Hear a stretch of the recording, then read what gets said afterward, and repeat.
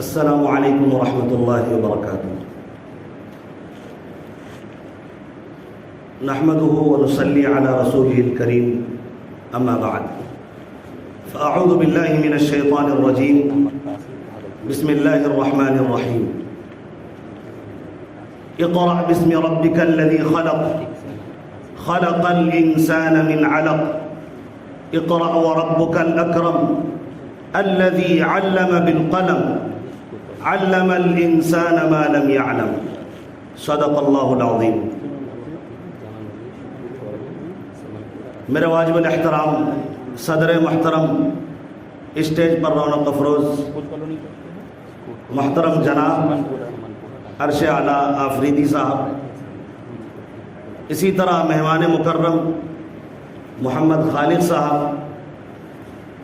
اور ہمارے بہت ہی معزز مہمان علامہ بن حسنی صاحب دامت برکاتہم العالیہ، اور میرے انتہائی محب دوست حضرت مولانا صادق صاحب، اور ہمارے درمیان ایک بڑی شخصیت موجود ہیں حضرت مولانا حسین احمد قاسمی دامت برکاتہم،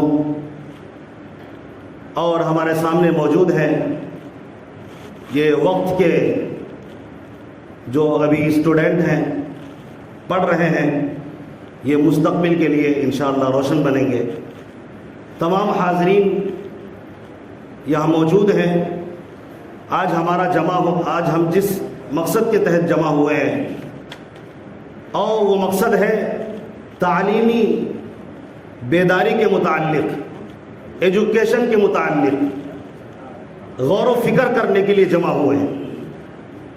دیکھنے میں یہ چھوٹا حال معلوم ہوتا ہے، لیکن آج کل کے دور میں یہ ہماری بات یہیں تک محدود نہیں رہے گی، بلکہ اس کیمپس سے باہر نکلنے کے بعد جس عنوان پر ہم گفتگو کر رہے ہیں، تعلیم کے عنوان پر، ایجوکیشن کے عنوان پر، اس کیمپس سے نکلنے کے بعد ہماری اور آپ کی بات، ہم جو یہاں بیٹھے ہیں اس غور و فکر کو لے کر کہ تعلیم کو پوری دنیا میں عام کیا جائے، ایک ایک انسان تک پہنچایا جائے، مردوں تک پہنچایا جائے، عورتوں تک پہنچایا جائے، بچوں تک پہنچایا جائے، یہ بات ہماری یہاں سے نکل کر پٹنہ سے پورے بہار سے ہندوستان کے کونے کونے میں، اور ہندوستان سے باہر پڑوس ملک یا اس سے بھی بلکہ پوری دنیا میں پیغام جائے گا۔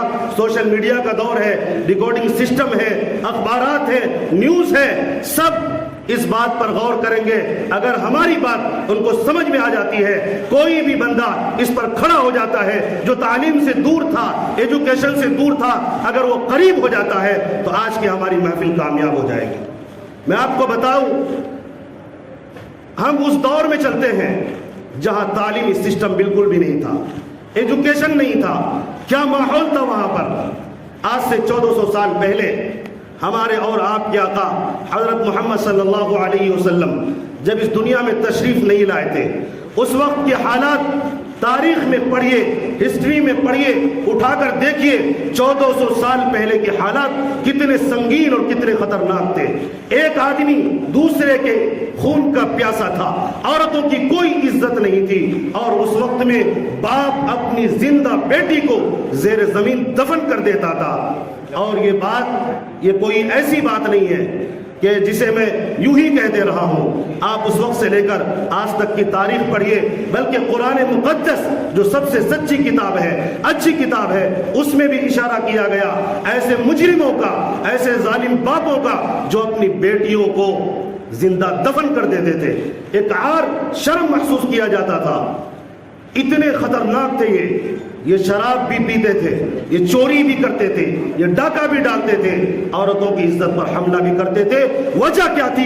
یہ تعلیم سے ناواقف تھے، ایجوکیشن سے دور تھے، ایجوکیشن سسٹم ختم تھا، یہ جاہلیت کے دور سے گزر رہے تھے۔ اسی لیے نبی پاک علیہ السلام جب دنیا میں آئے، ہمارے اور آپ کے خالق اور مالک رب اللہ تبارک و تعالیٰ نے ان پر قرآن نازل کیا، اور سب سے پہلی آیت اور سب سے پہلا جو منتر کہیے، اللہ تبارک و تعالیٰ نے اپنے نبی کو یہ سکھایا، اقرأ باسم ربک الذی خلق۔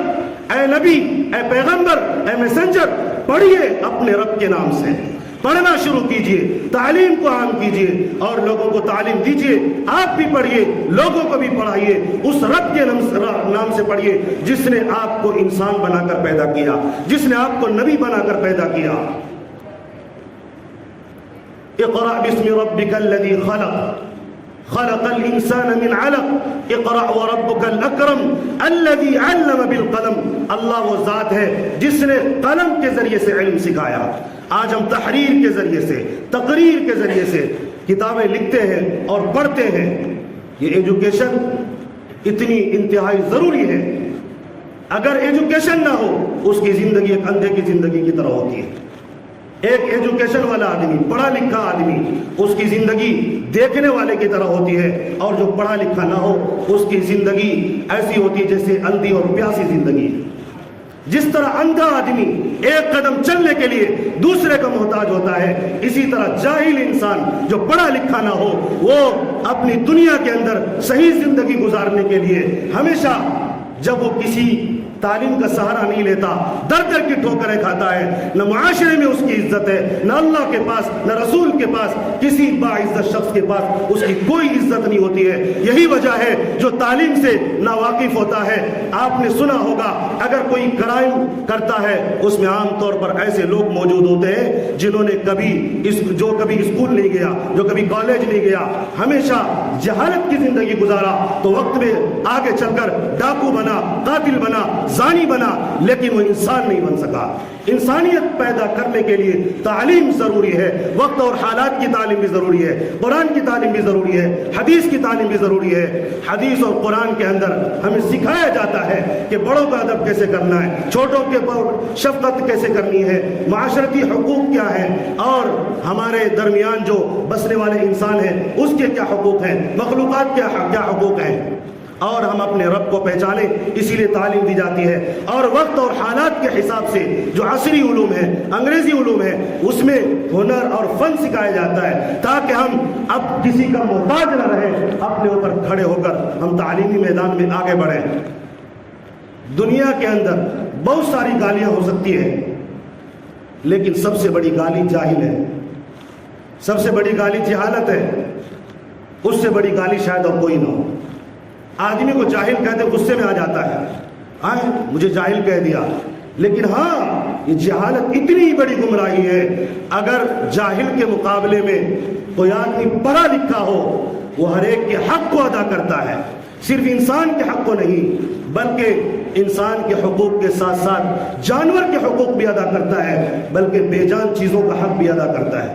اس کے اندر آداب پیدا ہو جاتے ہیں، اس کے اندر ڈسپلین پیدا ہو جاتا ہے، اس کو پتہ ہوتا ہے کہ ہمیں کس طرح سے زندگی گزارنا ہے۔ یہ جو بچے یہاں بیٹھے ہیں، بچیاں، یہ امید کرتے ہیں اس تعلیم کے ذریعے سے یہ ملک کے لیے بھی، قوم کے لیے بھی فائدہ مند ہوں گے۔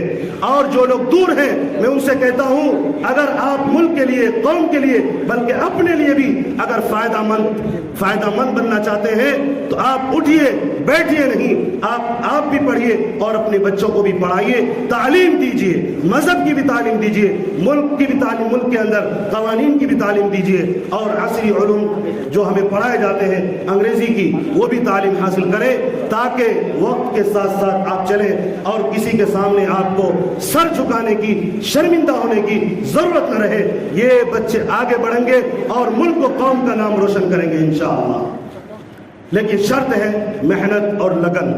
تو آج کی جو مجلس ہے اسی لیے ہے، ہمارا پیغام آج کے اس مجلس سے، تعلیمی ایجوکیشن کے اجلاس سے یہی پیغام ہے کہ ملک کے اندر بلکہ پوری دنیا کے اندر کوئی بھی آدمی، کوئی بھی فرد اگر وہ انسان ہے، چاہے مرد ہو چاہے عورت، وہ تعلیم کے بغیر زندگی نہ گزارے۔